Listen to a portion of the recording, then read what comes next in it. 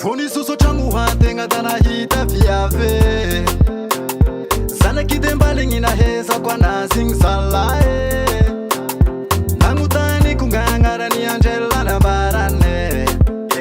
izy viavy efa samalaza fa hendry amy tanagny tseky tsara sora viavigny meslegna maro izy igny ravoravo anao mahita anazy manigny manafy jiaby verijery hita fa nigny mahita anazy tsara bikamigna amy lalagny igny anao io tiako Angela tegna tiako anao marompagniry Angela tsy ambelako raiky anao zanaky de mbaligny viavigny zalahy da tiako aro zanaky de mbaligny viavigny mamako faiko halaiko andragno igny viavigny zalahy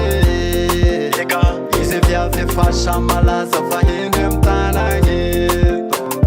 zanaky de mbaligny viavigny zalahy da tiako aro zanaky de mbaligny viavigny mamako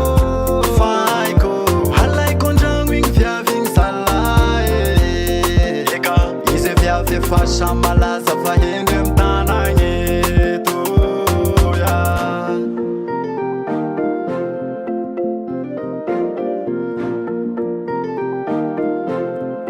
anao tiako Angela tegna tiako anao fagniriako anao viavigny mba hovady adanako raha mba mety anao Angela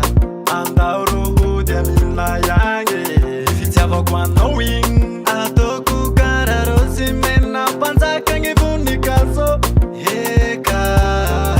karakaraiko anao basialazo